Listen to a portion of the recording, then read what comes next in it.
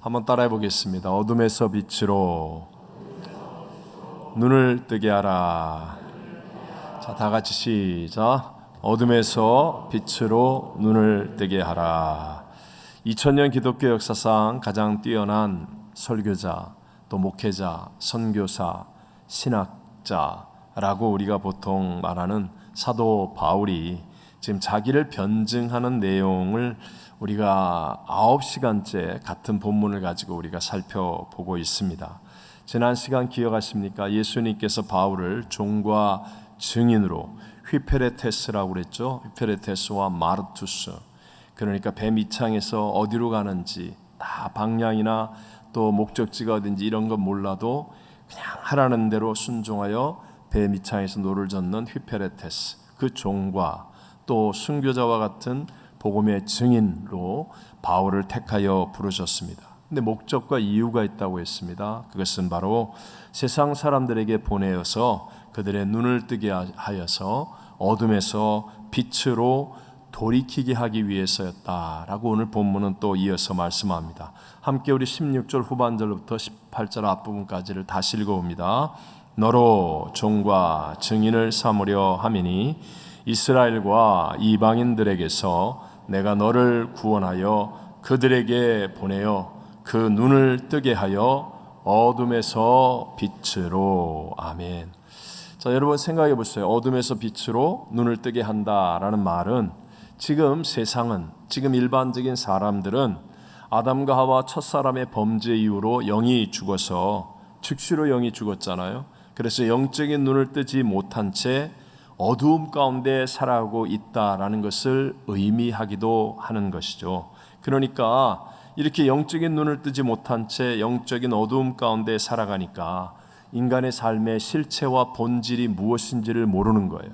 인생이 어디로부터 와서 무엇 때문에 살다가 어디로 가는지를 알지 못한 채 그저 어둠 속에서 눈앞에 보이는 무엇을 먹을까 입을까 마실까, 눈앞에 보이는 당장의 쾌락, 또 눈앞에 보이는 어떤 성공, 눈앞에 보이는 어떤 현상, 이런 것들을 따라서 헤맬 수밖에 없는 인생이 되었다라는 것을 우리가 알 수 있죠. 이사야 44장 18절 같이 한번 읽어봅니다. 그들이 알지도 못하고 깨닫지도 못함은 그들의 눈이 가려서 보지 못하며 그들의 마음이 어두워져서 깨닫지 못함이니라. 아멘.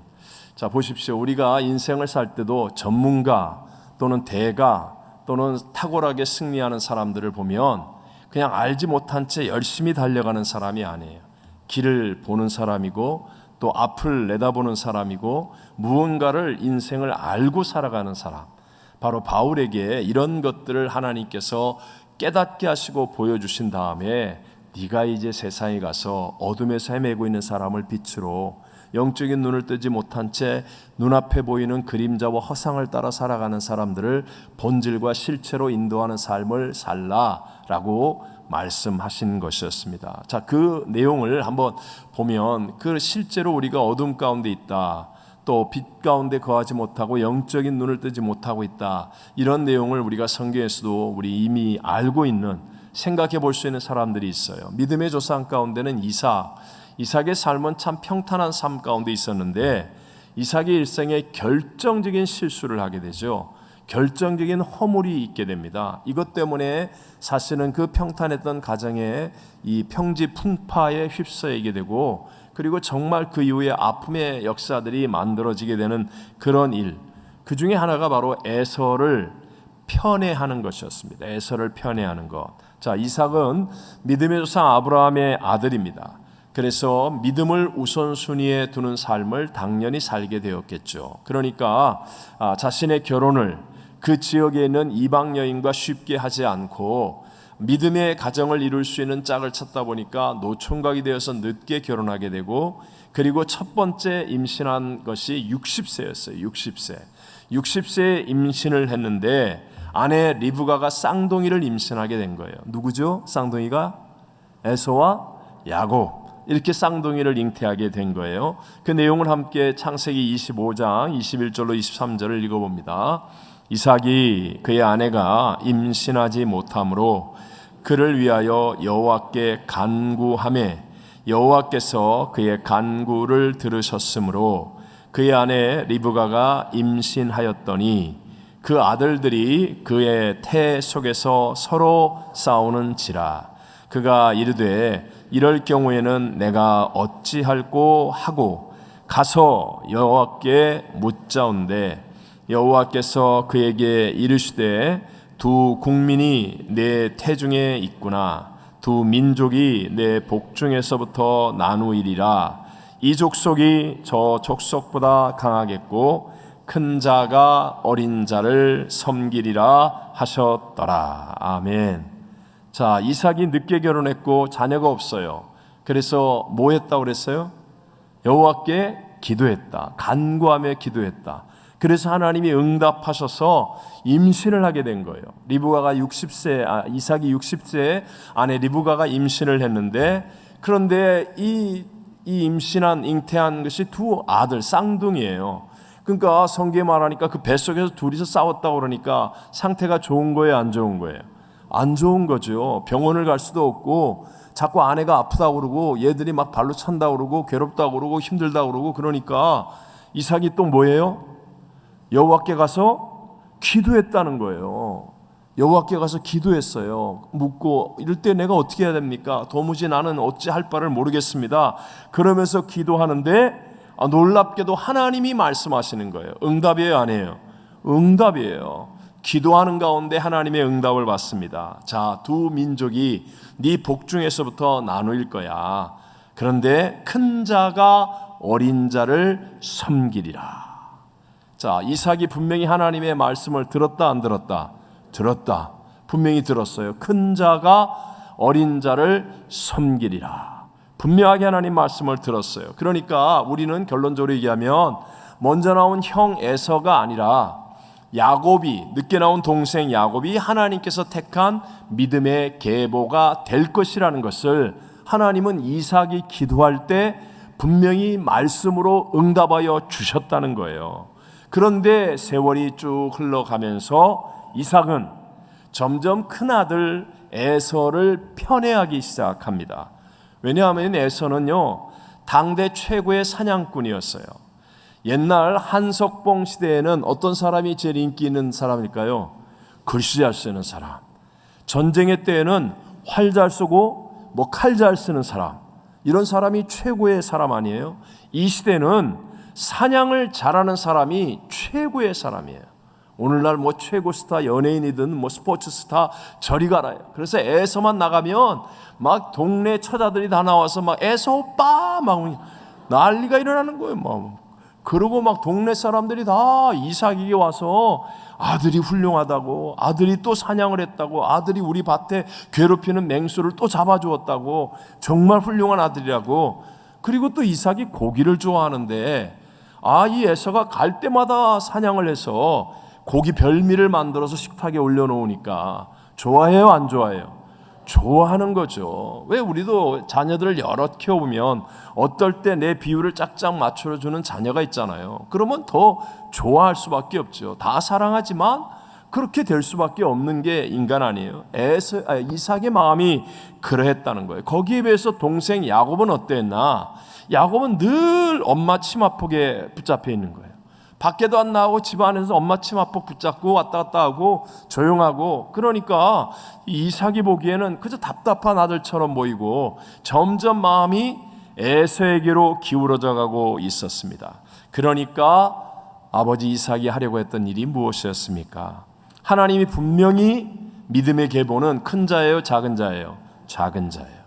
하나님이 작은 자를 통하여 믿음의 계보를 잇겠다, 즉 믿음의 가정에 정통성을 주겠다고 했는데 하나님의 말씀보다도 자기 감정, 사람들의 칭찬 이런 저런 것들로 인하여 에서에게 가문을 잇는 정통성을 부여하는 축복 기도를 해 주려고 했습니다. 창세기 27장 4절을 읽어봅니다. 내가 즐기는 별미를 만들어 내게로 가져와서 먹게 하여 내가 죽기 전에 내 마음껏 내게 축복하게 하라.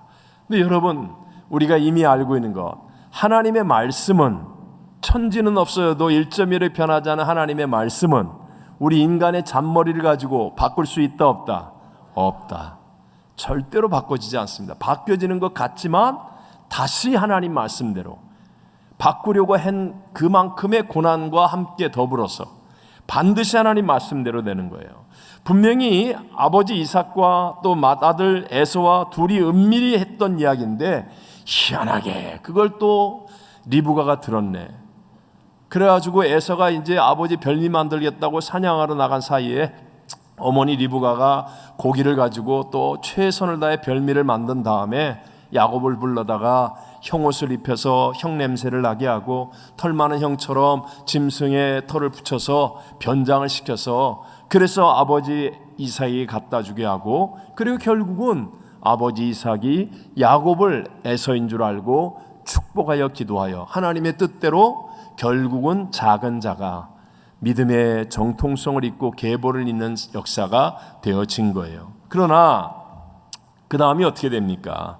하나님 말씀대로는 되었지만 그동안에 평온했던 이삭의 가정에 드디어 평지풍파에 휩싸이기 시작합니다.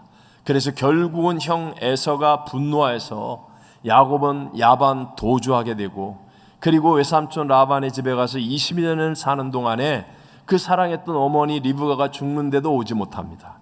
그리고 그 이후에 가정은 완전히 정말 어려움 가운데 생이별을 하고 고난 가운데 지내게 되죠. 뿐입니까? 아버지 이삭과 어머니 리브가가 했던 그 편애가 믿음의 정통성을 잇는 야곱에게 그대로 이어져서 그래서 야곱의 12아들들이 똑같이 시기하고 질투하고 갈등합니다. 야곱 스스로가 똑같이 편애하는 거예요. 요셉을 편애하고 베냐민을 편애하고 그래서 형제를 인신매매하는 정말 세상말로 콩가루 집안이 되어지고 그런 어려움이 계속하여 만들어지는 거예요.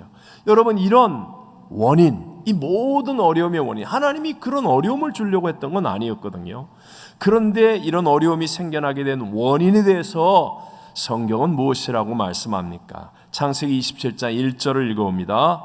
이삭이 나이가 많아 눈이 어두워 잘 보지 못하더니 눈이 어두워 잘 보지 못하더니 물론 여기서 육신의 눈도 얘기합니다. 하지만 성경이 우리에게 전하고자 하는 메시지 중에는 바로 이삭에게 하나님의 말씀이 분명히 큰 자가 작은 자를 섬기려고 하셨음에도 불구하고 영적인 눈이 어두워지면서 그러면서 잘못된 결정과 선택을 하려다가 바로 이 집안 안에 이런 평지풍파가 일어나는 문제의 원인이 되었다라는 사실을 우리에게 보여주는 거예요. 이삭이 나이가 들면서요 점점 고집이 세어지고 영안이 없어지는 거예요. 그러니까 하나님 말씀의 실체 그 본질을 보지 못한 채 눈에 보이는 현상이죠.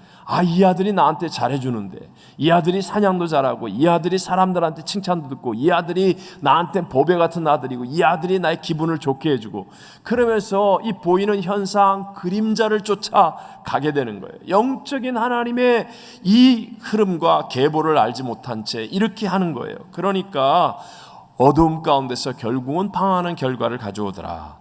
여러분 이보다 더 심각한 이야기가 성경에 또 있습니다. 한 사람만 더 얘기하면 바로 우리가 잘 아는 사무엘 시대에 있었던 엘리 제사장입니다. 이름이 뭐라고요? 엘리 제사장.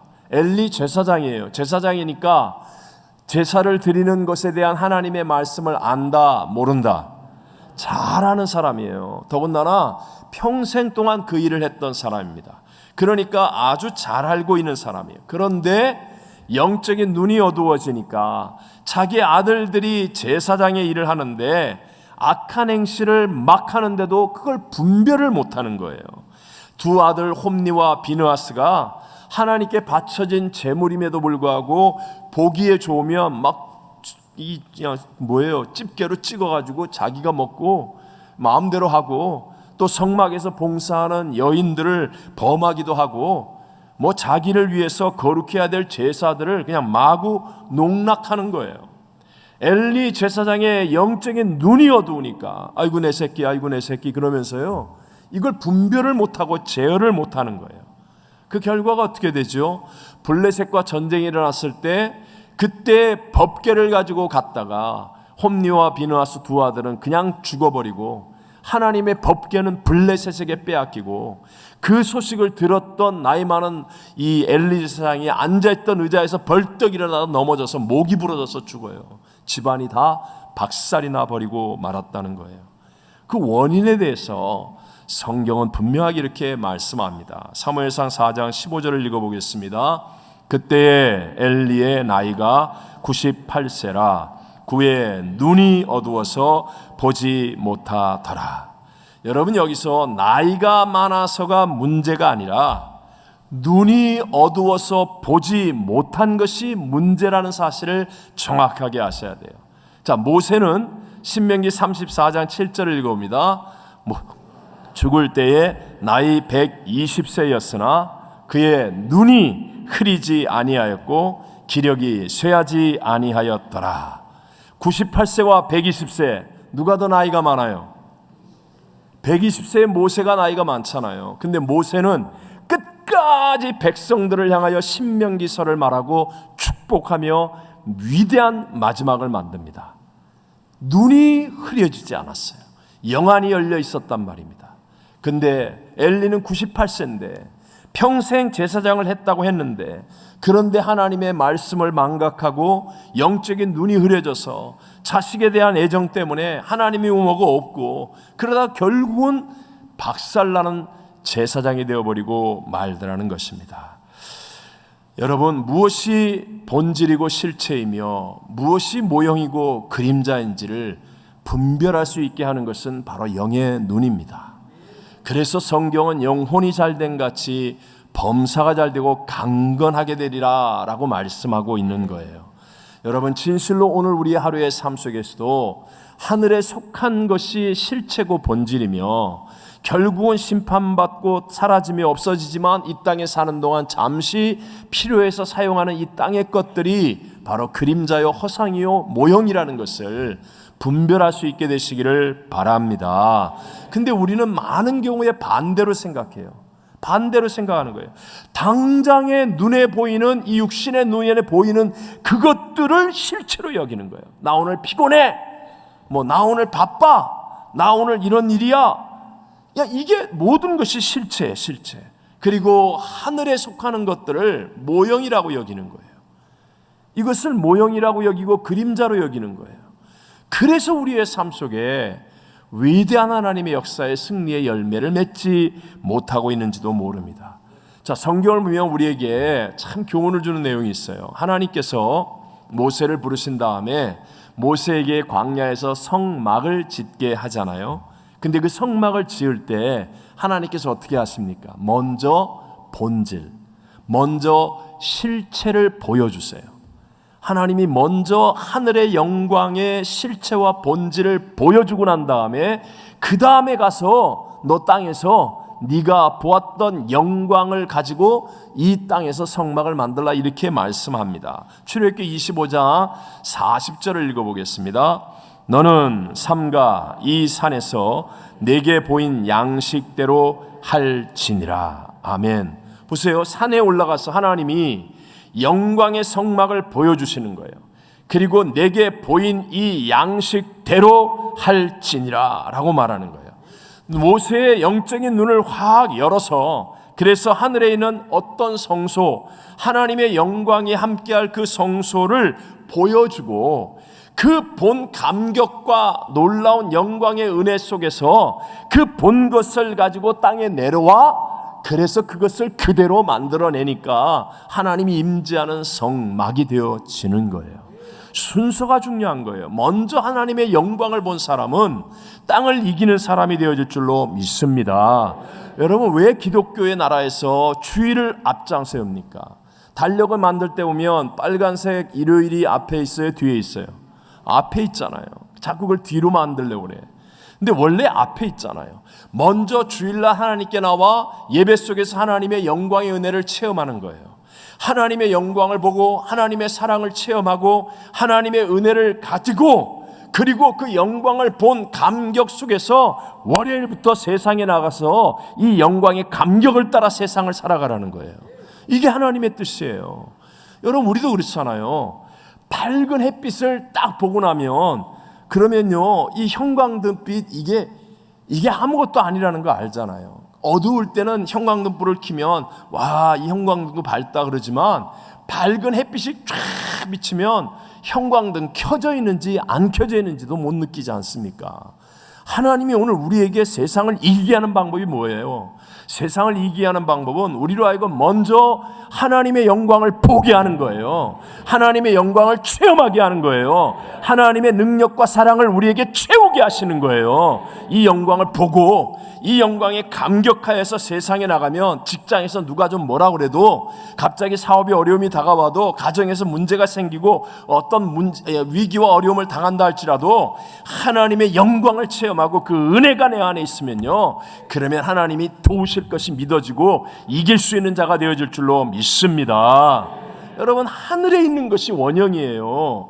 이게 우리의 본향이에요. 이게 우리의 실체란 말입니다. 하늘을 본 사람이 땅을 이기게 되어 있다는 거예요. 근데 이 땅의 것들은 그림자인데, 근데 땅의 것을 목적으로 하고 땅만을 쫓아가면서 어떻게 하늘을 얻을 수가 있겠느냐는 말이에요. 그러니까 우리가 무슨 일이 있더라도 하나님이 보여주시고자 하는 그 영광을 보는 사람이 돼야 돼요. 그럼 어떻게 하면 봅니까? 쉽게 말하면 예배, 기도, 말씀, 이런 것들이 바로 우리의 영의 눈을 뜨게 하고 하나님의 영광과 실체와 본질을 보게 하는 것임을 믿으시기 바랍니다. 자, 어떤 것들이? 예배, 기도, 말씀, 이런 것들. 여러분, 팬데믹 시간에 이렇게 막 갇혀 있다가 이제 물론 다시 또 이렇게 확진자가 늘긴 하지만, 그러나 그건 옛날 감기처럼 생각하시고요. 어쨌든 간에 엔데믹이 되면서 막 못했던 거 하고 싶고 바쁘죠? 괜히 바빠요, 괜히. 그러나 여러분 명심하세요. 언제나 예배, 기도, 말씀, 이 우선순위를 지켜내야 됩니다. 아무리 바빠도 먼저 성경 읽어야 돼요. 쓸데없는 카톡, 메시지, 또 유튜브, 그거 보고 가서 야, 내가 맞아 봤는데 그래갖고 그 백날 얘기한들 뭐합니까? 예? 저한테도요, 맨날 유튜브 보내는 사람이 있어요. 목사님 이거 뭐라고? 내가 속으로 어떻게 느끼겠어요? 제정신이야 이 양반? 어? 목사가 이 사람이 제정신이야? 맨날 그런 거나 보고 그게 우리를 살려줄 것 같습니까? 그거 다 그림자라니까요. 허상이라니까요.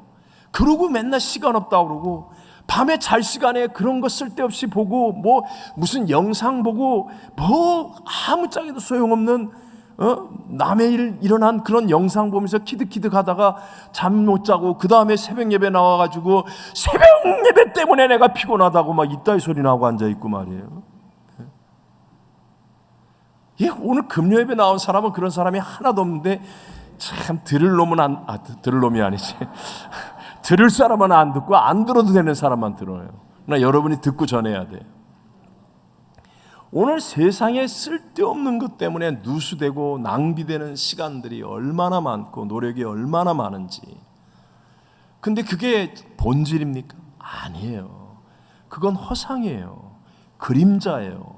우리의 원형은, 우리의 본질은, 우리의 인생의 실체는 오직 하나님께로부터 오는 것임을 믿으시기 바랍니다. 그래서 영이 뜨여져서 정말 빛이 보여지는 사람, 내가 왜 살아야 되며 무엇 때문에 살아야 하는지 벌써 이 감각과 빛이 딱 들어온 사람은요, 하는 행동이 다르고 보내는 모든 것들이 다르고 모든 것들이 달라져요. 이 영광을 보지 못하고 실체를 알지 못하고 그냥 살아가는 사람과 다르다는 거예요. 교회를 다녀도 이 영의 눈이 뜨여지지 않으면, 그래서 영광의 실체와 본질을 보지 못한 채 교회를 다니면 그냥 쓸데없는 것에 다 뺏기는 거예요. 누가 뭐라고 그랬다는 말에 휘둘림을 당하고, 사람들이 자기 알아주고 박수 쳐주는 거, 눈에 보이는 직분이라든가 아니면 자리라든가 이런 어떤 명예라든가 이런 것, 그냥 한순간에 다 사라지는 것, 아무 소용없는 것, 거기에 신앙의 어떤 본질인 것으로 착각하고 목숨을 걸고 휘둘림을 당하는 거예요. 진짜 본질은 오직 예수요. 예배 속에서 우리 하나님의 임재를 체험하는 그 감격과 은혜며 말씀을 통하여 주님과 교제하고 기도 속에서 성령과 함께하는 그것임을 믿는 자가 되시기를 바랍니다. 그래서 예수님이 산상수훈에서 하신 말씀도 이 말씀 누가복음 11장 34절을 읽어봅니다. 내 몸의 등불은 눈이라. 내 눈이 성하면 온몸이 밝을 것이요 만일 나쁘면 내 몸도 어두우리라. 내 몸의 등불은 뭐라고요? 눈이라. 그래서 영의 눈이 열려지면 내 인생 전체가 다 좋아진다는 거예요. 근데 아무리 남들이 볼 때는 성공했다, 훌륭하다, 인기 있다 막 그래도요, 영의 눈이 어두우면 결국은 헤매다가 결국은 상하는 인생, 후회하는 인생, 안타까운 인생이 되어질 수밖에 없다는 거예요. 여러분, 예배 가운데 정말 강력한 성령의 은혜를 체험하고 내 인생의 실체, 본질이 내 안에 계신 그리스도 예수의 생명이라는 것을 우리 확실히 믿을 수 있는 믿음의 자리까지 가게 되시기를 바랍니다. 그러면 우리의 삶에 다가오는 것들, 이런 것들쯤이야. 이건 그림자야. 저 사람들이 얘기하는 건 다 허상이야. 하나님이 나를 알고 계시고 하나님이 내 안에 계시고 하나님이 나와 함께 하시면 돼 하는 이 영적인 목마름, 이 간절함을 가지고 하나님을 더 예배하게 되고, 이런 사람이 하나님의 임재를 체험하며 자꾸 선순환의 축복 가운데 가는 거예요. 예수님께서 산상수훈에서 제일 유명한 말씀, 우리가 잘 아는 말씀 아닙니까? 우리 마태복음 6장 31절 33절 다 같이 읽어봅니다. 이러므로 염려하여 이르기를 무엇을 먹을까 무엇을 마실까 무엇을 입을까 하지 말라. 이는 다 이방인들이 구하는 것이라. 너희 하늘 아버지께서 이 모든 것이 너희에게 있어야 할 줄을 아시느니라. 그런즉 너희는 먼저 그의 나라와 그의 의를 구하라. 그리하면 이 모든 것을 너희에게 더하시리라. 아멘. 여러분 보세요. 무엇을 먹을까, 무엇을 입을까, 무엇을 마실까 중요한 것이죠. 그러나 그것이 실체와 본질은 아니라는 것을 알라는 거예요. 그게 중요해요. 필요해요. 하지만 그게 본질과 실체가 아니기 때문에 본질과 실체인 먼저 하나님의 나라와 의를 구하는 자가 되라. 그리하면 하나님이 이 모든 것을 더하시리라. 본질과 실체, 영광을 보지 못하고 인생을 살면 늘 쫓기는 인생, 늘 헉헉대는 인생, 늘 뭔가가 부족한 인생, 늘 번아웃을 말하는 인생, 늘 괴롭고 힘들다고 말하는 인생이 됩니다. 그러나 먼저 그의 나라와 그의 의를 구하는 이 삶이 확실하게 이루어져서 하나님의 영광을 체험하는 사람이 되어지면, 여러분 때로는 힘들 때가 있죠. 그러나 금방 회복되고 다시 일어나고 새 힘을 얻게 되고, 또 하나님이 어떻게 합력하여 선을 이루시는지 그 영광을 체험하고 간증할 수 있는 승리자가 될 줄로 믿습니다. 그래서 여러분, 한기다말 이런 거 중요한 거예요.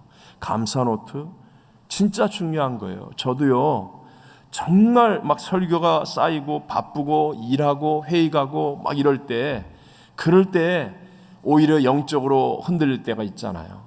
제가 그러면 사실 막 설교 준비가 안 되고 막 일은 많고 계속 해야 되고, 그럴 때 오히려 일기를 씁니다. 제가 성령 일기를 써요. 일기를 쓰면서 제 자신이 이제 영적인 눈을 뜨게 되는 거예요. 그걸 한 페이지를 쭉 쓰고 나면, 그러면 희한합니다. 똑같은 성경을 읽는데 뭔가 인사이트가 팍팍 다가와요. 한기다말을 안 하고 이렇게 주의 일을 한다, 그거는요 그냥 일꾼이에요. 종업원이라고요, 종업원. 근데 매일 한기다말하고 말씀을 묵상하고 1시간, 최소한 1시간 기도하고 그리고 일을 해보면 이게 종업원 느낌이 아니에요. 내가 아들의 느낌이에요. 아들의 느낌. 하나님이 나와 함께 하시는 하나님의 아들이 된 느낌. 여러분, 아들이 일하는 거하고 종업원이 일하는 거하고 보람과 가치가 같을 것 같아요? 아무리 죽으라고 일해도 종업원은요 그냥 끝이면 끝이에요. 그러나 아들은 그렇지 않잖아요. 다 자기 것이고 다 영광스러운 것 아니에요. 한기다말이 억울하다고요? 감사노트 쓰는 게 그게 어리석다고요? 아닙니다, 여러분. 이게 완전한 내 삶의 루틴이 돼야 돼요. 그러면 여러분, 영의 눈이 뜨여져요. 점점 영의 눈이 뜨여지고, 그래서 나의 삶 속에 하나님이 동행하시고 친밀하게 교제하는 복과 은혜를 누리면서 우리의 삶이 지치지 않고 끝까지 승리하는 자의 자리에 가게 될 줄로 믿습니다. 제가 이 설교를 준비하면서요, 이상하게 계속 떠오르는 분이 있었어요. 다 아시는 분인데, 그래서 아는 사람을 내가 왜 또 설교 시간에 얘기해야 되나 그런 생각이 들었지만, 정말 성령께서 계속해서 이렇게 떠오르게 하신 분, 지선아 사랑의 그 책 쓰신 이지선 씨예요. 그분이 23살이던 2000년, 저게 사고 전 얼굴이에요. 이쁘죠? 안 이뻐요? 이화여대 4학년 재학 중일 때 정말 꿈에 부풀었죠. 졸업하고 이제 취업하고 결혼하고 막 등등 정말 최고로 꿈에 부풀어 있던 그 시절에 집이 멀어서 오빠와의 친한 그런 뭐라 그러죠? 관계가 좋은 친오빠 교회 오빠 말고 오빠가 이제 집이 머니까 도서관에서 공부하는 지선이를 데리러 왔어요. 그래서 같이 차를 타고 가는데, 아직 오빠 차가 작은 차예요. 차를 타고 가는데 음주운전자가 과속으로 운전하는 차에 부딪힙니다. 그래서 차 7대가 전복을 해요. 대형 사고죠. 근데 이 지선이가 탔던 차가 불이 납니다. 근데 오빠가 먼저 문을 열고 나왔는데 이쪽 문이 안 열려. 그래갖고 나중에 꺼내긴 했지만 차가 폭발해요. 그럴 정도로 큰 불이 난 거예요. 온몸에 55% 3도 화상. 그러면 살 가능성은 거의 없다고 합니다. 다 죽을 거라고 했는데, 근데 다 탔어요. 그런데 기적같이 깨어납니다. 그때 이 지선 씨가 깨어나서 자기 모습을 본 것을 자기가 설명한 거예요. 자기가 왜, 죄송합니다, 표현, 본인이 하신 말이니까, 생닭, 튀긴 닭 말고 생닭을 사면 왜 막 껍질이 싫어서 이렇게 껍질을 벗겨서 요리하는 경우 있죠? 있어요? 네. 이렇게 생닭을 사가지고 껍질을 벗겨냈을 때 살이 이게 좀 뻘겋잖아요. 분홍색, 짙은 빨간색. 그 살과 뼈가 드러난 자기 모습이 딱 그 모습이더래요. 시뻘겋게 살과 뼈가 드러나 있는. 그러니까 중환자실에서 매일 감염을 방지하기 위해서 자기의 타버린 피부를 소독하는 일은 죽는 것보다도 더 고통스러운 일이었답니다. 같이 중환자실에 있는 분들이 무려 17분이나 돌아가셨어요. 근데 자기는 살아났다는 거예요. 하지만 몸의 피부는 다 타서 녹아버렸고, 얼굴은 사람의 얼굴이 아니에요. 눈도 암 감겨서 9개월인가 눈을 그러니까 이게 다 타서 피부가 땡겨서 눈 뜨고 자는 거예요. 눈 뜨고 자는 거예요. 그냥 눈 뜨고 딱 자는 정도가 아니라 눈물이 고이고 눈이 썩는 거예요. 진물이 나는 거예요. 손가락은 2개, 3개밖에 남지 않고 다 잘려져 나가고, 그리고 계속 수술을 해야 하는데 너무나 고통스러워서 살아도 산 게 아니더라. 그러니까 딱 자기가 해야 할 일은 2가지뿐이었다고 얘기합니다. 2가지. 그 하나는 아파트 옥상으로 올라가거나. 왜 올라가요? 떨어져 죽으려고. 아니면 하나님을 찾는 거. 신앙이 있었으니까. 그러나 너무너무 고통스러우니까. 사는 게 아니니까. 이 2가지 중에 하나를 선택하는 것밖에 없더래요. 처음에는 어머니가 다 기도하면서, 그 어머니가 참 또 신앙이 좋으세요. 에스겔 골짜기의 마른 뼈들도 하나님이 은혜를 주시고 성령의 역사면 생기가 임하고 살이 덮이고 가죽이 덮여서 여호와의 군대가 된다. 너에게도 그리할지어다. 그러면서 어머니가 막 죽을 떠먹여주는데 자기는 살 의욕이 없어요. 안 먹었답니다. 죽으려고. 그러다가 어느 순간에 이제 치료를 받으러 움직일 만큼의 조금 회복이 되었을 때 몇 달이 지났죠. 그리고 병원 예배실에 가서, 아무도 없는 예배실에서 간신히 가서 기도를 하는 거예요. 그러면서 하나님, 그 많은 사람들 다 죽을 때 하나님이 나 죽을 줄 알았는데 살려놓으셨잖아요. 하나님이 살려놓으셨으면 대책이 있어야 될 거 아니냐고. 대책이 있어야 될 거 아니냐고. 난 어떻게 사냐고. 그러면서 몇 시간을 울었대요. 몇 시간을 울면서. 근데 아무 응답도 없더래요. 아무 응답도. 그래서 이제 간신히 나가는데 나가는 길에 목사님을 만났어요. 그래서 목사님이 이제 지선 양을 위해서 기도해 주시는데 그냥 목사님의 첫 마디가 사랑하는 딸아였어요. 어떤 면에서는 그렇게 아픈 자매를 바라보며 목사가 할 수 있는 어떤 상투적이라고 하긴 그렇지만 그냥 이 말하자면 신앙적인 멘트죠, 멘트. 그런데 사랑하는 딸아 하는 말이 자기도 익히 알고 있어요. 그냥 할 수 있는 말이라는 거. 근데 그게 천둥소리처럼 들리더라고요. 하나님의 음성으로 들리더라고요. 하나님이 나를 사랑하신다. 하나님이 나를 사랑하신다. 사람들은 나를 괴물이라고 피해도 하나님은 나를 사랑하신다. 이게 그냥 천둥처럼 마음에 들려지더래요. 그러면서 병들고 힘들고 약한 자들에게 희망의 메신저가 되게 할 것이라는 약속이 마음에 채워지기 시작하더랍니다. 뭐죠? 이게 바로 영의 눈이 뜨여지기 시작하는 거예요. 조금 전까지는 그저 육체의 세계, 눈에 보이는 허상과 그림자, 이것으로 괴로워하고 죽겠다고 생각했는데, 그런데 드디어 하나님이 날 사랑하신다는 모든 역사의 주권자, 생사와 복의 주관자 하나님이 나를 사랑하신다. 영의 눈이 뜨여지면서 나도 약하고 병들고 힘들고 그런 사람들에게 희망의 메시지가 되게 하시겠다 하시는 하나님의 약속이 믿어지는 영의 눈이 뜨여지기 시작한 거예요.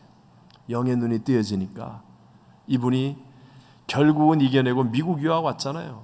그래서 학위 받고 그리고 지금은 한동대학 교수님이 되어 계세요. 한동대학 교수님. 네. 보세요. 제가 아무리 애를 써도 사실 저 같은 목사는 이렇게 교회 안에서나 제가 좀 힘이 있지. 교회 안에서나 우리 성도님들이나 내가 이렇게 좀 다 이렇게 힘이 있지.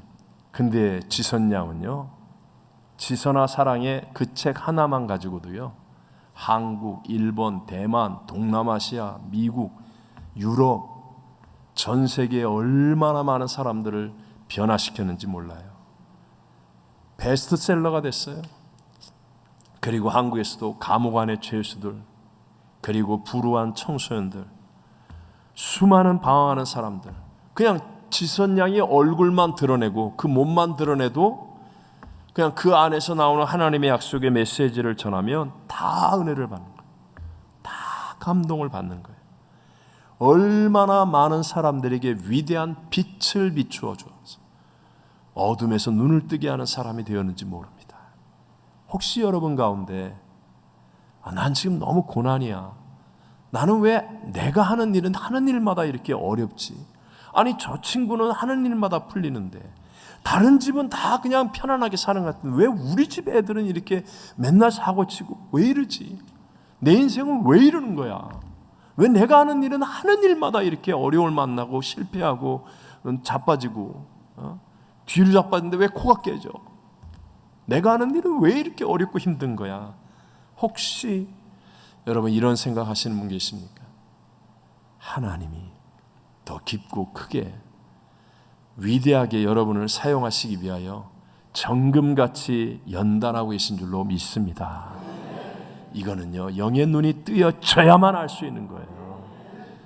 세상에서 아무리 좋은 식당 가서 밥 먹어도, 아무리 좋은 곳을 돌아다녀도, 죽었다 깨나도 나를 향한 하나님의 뜻을 분별할 수 없어요.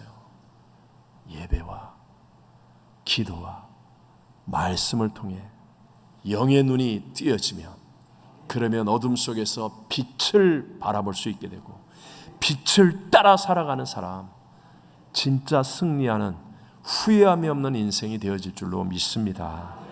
제가 오늘 이지선 씨가 한 말로 끝을 맺으려고 합니다. 그냥 간증 중에 했던 말이에요. 사람들은 눈에 보이는 것이 중요하다고 이야기하고 그것들이 영원할 것처럼 말한다. 사고 전에는 남들이 부러워할 만한 삶을 가지는 것이 행복하다고 생각했다.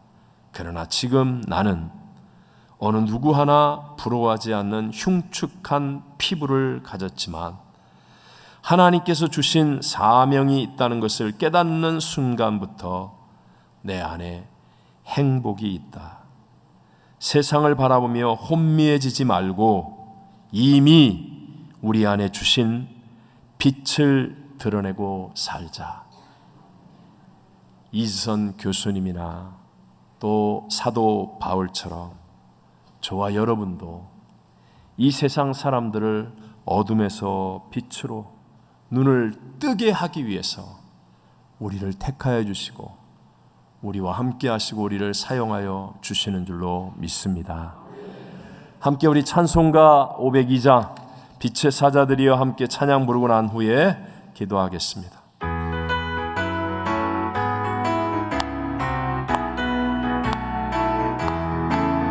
빛의 사자들이여 어서 가서 어둠을 물리치고 주의 진리 모르는 백성에게 복음의 빛 비춰라. 빛의 사자들이여 복음의 빛 비춰라. 죄로운 밤 밝게 비춰라. 빛의 사자들이여 선한 사역 위하여 힘을 내라. 주 함께 하시겠네. 주의 크신 사랑을 전파하며 복음의 빛 비춰라. 빛의 사자들이여 복음의 빛 비춰라. 죄로운 밤 밝게 비춰라. 빛의 사자들이여 부탁하신 말 순종하여 이 진리 전파하라. 산을 넘고 물 건너 힘을 다해 복음의 빛 비춰라. 빛의 사자들이여 복음의 빛 비춰라. 새로운 밤 밝게 비춰라. 빛의 사자들이여 동서남북 어디나 땅끝까지 주님만 의지하고 눈 어두워 못 보는 백성에게 복음의 빛 비춰라. 빛의 사자들이여 복음의 빛 비춰라. 죄로운 밤 밝게 비춰라. 빛의 사자